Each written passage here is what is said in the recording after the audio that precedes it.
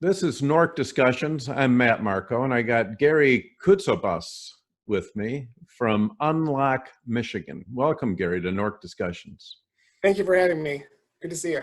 You know, Gary, I never thought I'd see the day that with the declaration of an emergency by the governor, that all the balances of power and my rights would be suspended indefinitely.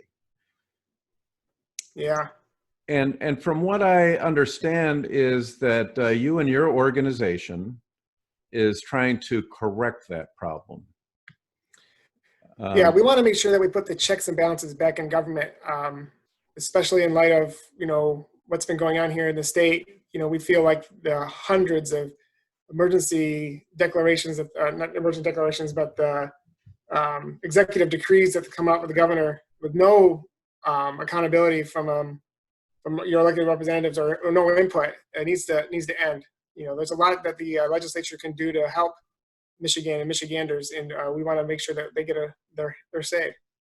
Right, and we can actually see the effect of the governor acting unchecked and like a tyrant just by what's happened in the nursing homes.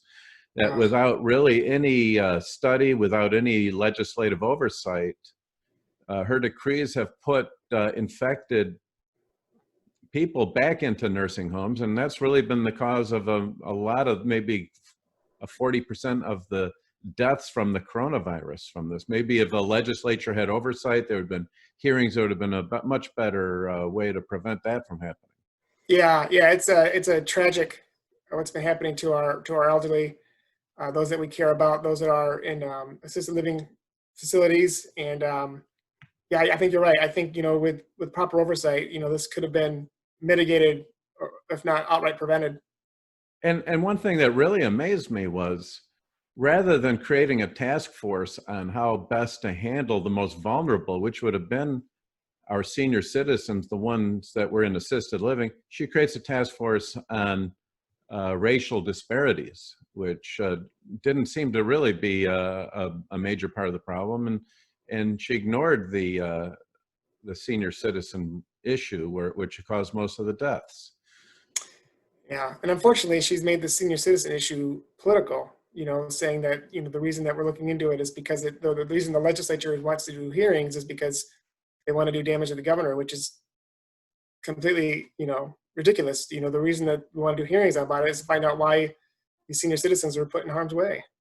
So in 1976, there was a new law created that put some checks and balances. If there was an emergency declaration by the governor, that it would last for 28 days, the way I understand it, after which time the legislature would have to give the governor reauthorization to continue, I guess, for another 28 days. Is that the way you understand it, Gary? Yeah, that's the way I interpret it, yeah. And after the 28 days expired on this emergency declaration, she did go to the legislature, and they did not reauthorize the emergency declaration. And then she said, okay, but I'm going to now fall back on the 1945 law, which is unlimited. And that's the way you understand it, right?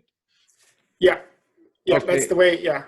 So what you and your group, Unlock Michigan, are trying to do is to repeal that 1945 law so that the 1976 law is the only one that would give that authorization for an emergency declaration, and then would also require the governor to be reauthorized, so it can't go on indefinitely.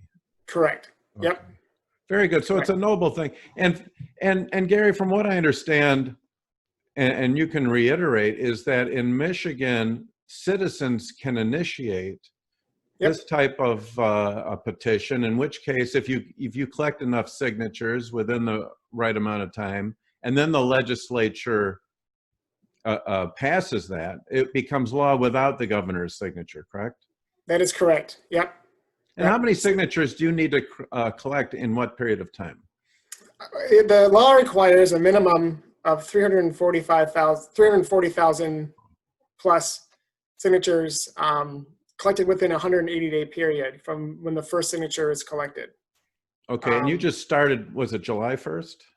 We have actually, we're actually getting our petitions printed this week, and we should have them ready to go by week's end. So official gathering will begin this weekend. So the clock starts this weekend, and then at what would you say it would be the end date when you your deadline when you have to have all the signatures collected? Well, the goal is to get them in by the end of the year. It's 180 days. It's kind of a rolling date. So Okay. we want to get the maximum. We want to get 500,000 signatures in place in 180 days. Actually, we want to get them done in 2 months. In 60 days, just so we can get this to the legislature by the end of the year. But the way the law works is if we go longer than 180 days, anything collected prior to, where the deadline hit, they wouldn't count. So it's like a rolling 180 days. Okay. Our goal is to get it done in 60. And if somebody wants to get information on this, you have a website where they could sign up to either get a petition or to be someone to gather signatures, correct? Yep. So unlockmichigan.com, all one word. We're collecting, we're asking folks to sign up to be signatures, to sign the petition. We're looking also for folks who want to be circulators on our behalf. And we're looking for other folks like a local captain, and we're looking for county captains to help us out. This is a grassroots effort. In order to get what we need everybody's help. And so we're putting together a statewide infrastructure to get this up and running. One of the nice things about this is that we don't have to have signatures from every county like a state U.S. senator or governor. Right. They have to have a certain number from every county.